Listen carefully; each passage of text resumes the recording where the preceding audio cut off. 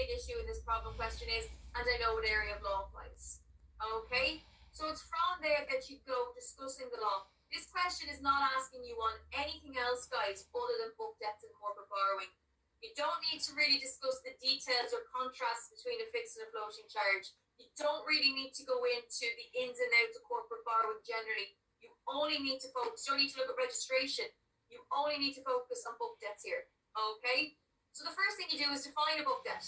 And what's a book debt, guys? How would you define a book debt?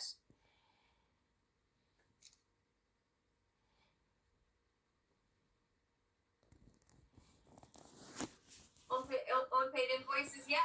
It's essentially, guys, debts that are owed to the company, not by the company. They are debts that are owed to the company that can constitute an asset and be subject to a charge. Okay? So that's what our book debt is. And I suppose if you really wanted to get a high grade, you could bring in the case example that we looked at, which defined it, or any case example actually that you could find that would define a book debt.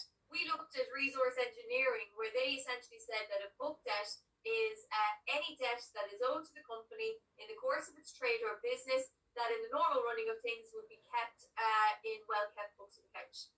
Okay? So we apply this back up to the question then.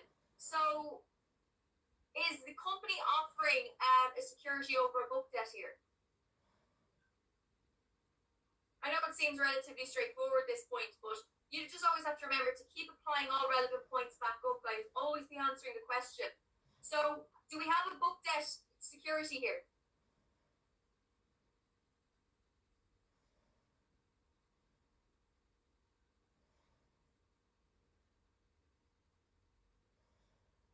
Yeah, absolutely. Not a trick question, as I said, guys, okay? This is a book debt. So you just apply, once you've defined the book debt, you just apply it back to the question and say the incoming monies from the wastewater treatment contract are a book debt, constitute an asset for the company, and can be subject to a charge.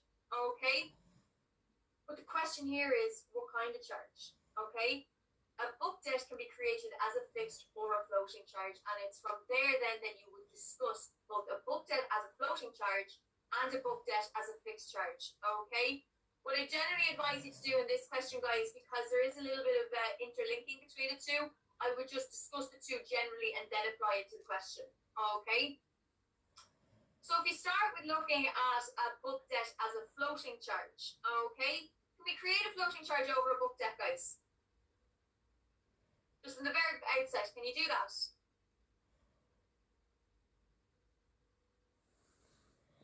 Yeah, absolutely. You can create a book debt as a floating charge. And in fact, the traditional view was that a book debt could only be created as a floating charge. Okay? And what was the rationale behind that? Why did we have this traditional view that you could only create a book debt as a floating charge?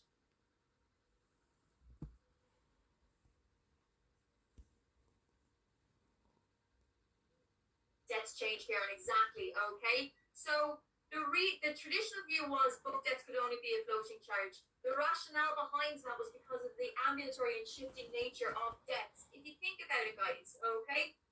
Say, for example, I give you a loan. Say you own a company and I give you a loan 50 grand, okay? And you create a charge in favor of me over your book debts, okay? Well, all the debts that you have coming in, they're subject to change, okay? You'll get some debts paid in, you'll continue the course of your business, you'll incur more debts, and they'll have to be paid in then as well. So once existing debts are paid, new debts are then coming in. So they're subject to change. And it's because of this that it was considered that book debts are more synonymous with floating charges, as was set out in the Woolcombers case, guys. That's why I emphasized last week that the Woolcombers case is so important here, okay? Because the Woolcombers set the test and identified the characteristics of a floating charge. Okay? And what are the three characteristics of a floating charge, guys? Remind me.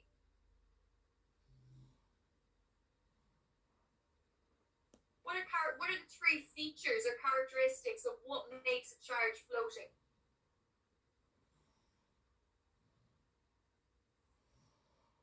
What do you think?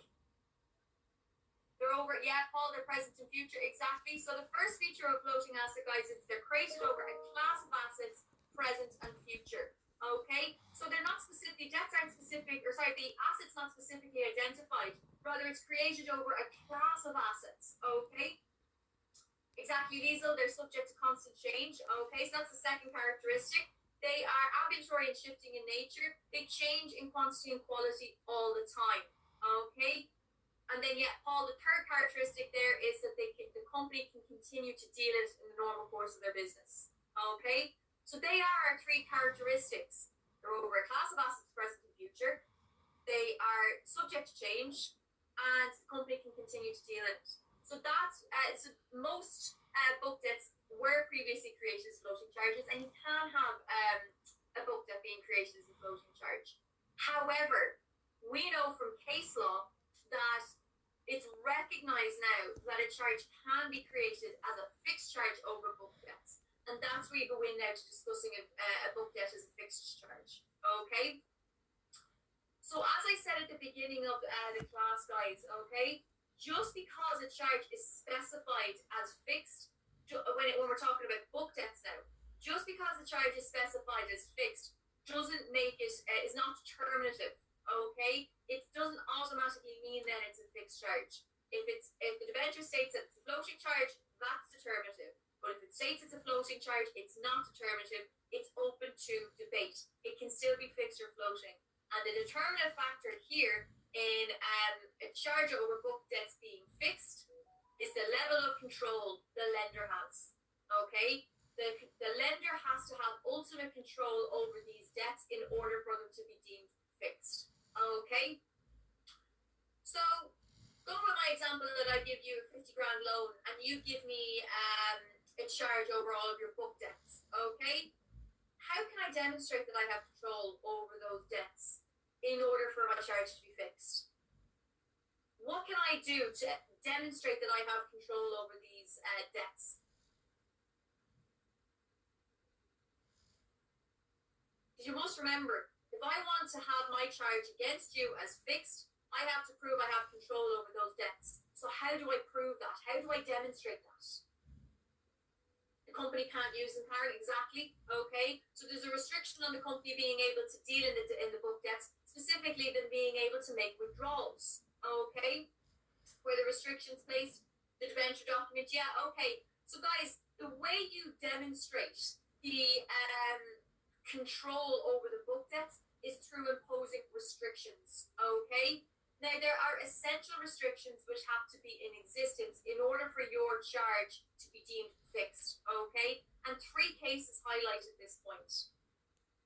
We had it in the Holiday case, okay? The Holiday case, guys, we had a designated bank account being kind of imposed here by the lender, but the company was able to make withdrawals. So the designated bank account was not enough. Because the company was able to make withdrawals, it was a floating charge. Equally, in Bright Life, we had virtually the opposite facts. While the creditor had specified a bank account, hadn't specified a bank account, they had imposed restrictions on the use of the company on those debts. Okay, and again, that wasn't enough. Yes, they were restricting use, but they didn't specify a bank account. Okay. And it was the accumulation that we saw from these two that were present in Keenan Bros. Not only here did the creditors specify a bank account that the money had to be deposited into, but they also restricted any withdrawals from that bank account. And it was these features that made the charge fixed. Okay? So these cases have highlighted to us essential restrictive measures that have to be in place in order for your charge over book debts to be deemed fixed. It's not enough just to have one out of the three. There's three in total, guys. Okay? It's not enough to have one or two out of the three. All three have to be present. Okay? And these measures are that there's a specified bank account. Okay? The company is restricted from making withdrawals from that account. And there can be no other charges created over that asset. Okay? So, if you give me a fixed charge over your book debts, okay, I have to specify the accounts that all the money has to be paid into. You're not allowed to make withdrawals from this account that I specify. And equally, from the time my charge is created, you are not allowed to create any more fixed or floating charges over your book debts in favor of another person. I'm the only one who can have a charge over them. If I have all three of those present, I have a fixed charge over the book debts. Okay?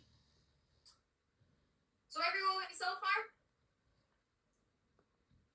Not making sense so far? Yeah? Okay. So I'm looking now, guys, at what makes a book debt a floating charge and what makes it a fixed charge. Let's apply it back up to this case. So looking here, guys, is it fixed or floating, do you think now? What do you think? Yeah, it's floating. Okay. What are some of the reasons that make it a floating charge?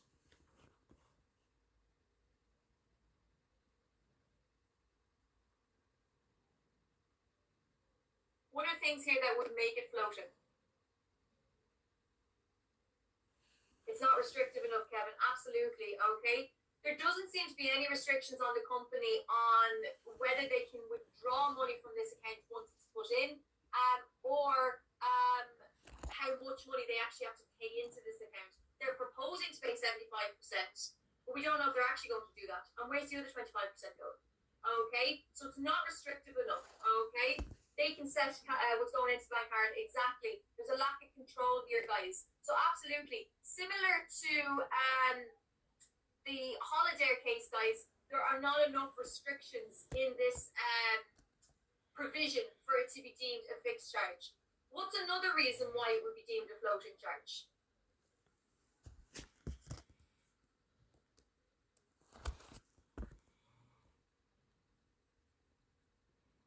The debts change. Yeah, absolutely, that the debts are subject to change. Now, that wouldn't really come into it, I suppose, here in the sense that the book debts here are specific. We're only talking about the wastewater management contract debts. But what's another thing, guys, that would make this proposal here be a floating charge? Who's after designating the bank account? Who has picked the bank account? Exactly. The company have picked the bank account here, guys, not the bank. So because the bank haven't designated a bank account, okay, like in Bright Life, the failure to designate a bank account makes it a floating charge. Okay? So in applying this to the case, guys, you'd have to spot those things and bring them in. Alright? So you turn around and say something along the lines of, despite the fact the company says the charge is fixed, this isn't determinative. And based on the facts, it appears that the charge is in fact a floating charge. The reason being is, similar to Holiday, there has been no, similar to Bright Life, there's been no designated bank account set by the bank. And secondly, similar to Holiday, the company doesn't seem to have any restrictions on when and how they pay this money in, nor any restrictions on whether they can withdraw from this bank account, thereby making it a floating charge. Does that make sense, guys? You following that? Okay. So once you've applied that to the question then, guys, you finish off with a conclusion. You know, as a solicitor, what do you advise your client to do? So here, the bank, would you be advising them to accept that proposal? Would you be advising them to accept that proposal to create the charge as is? Absolutely not. Okay? You'd finish off here, guys, with some concluding advice saying, I would advise the bank not to accept the proposal as is, as this creates a floating charge. They are less protected, and as such, they should return and renegotiate this provision to increase the restrictions the company has and designate a bank account whereby the charge will be deemed fixed, similar to Keenan Bros case. Okay? So that's kind of a general way you could approach that question there, guys. Okay? Any questions on that before we move on?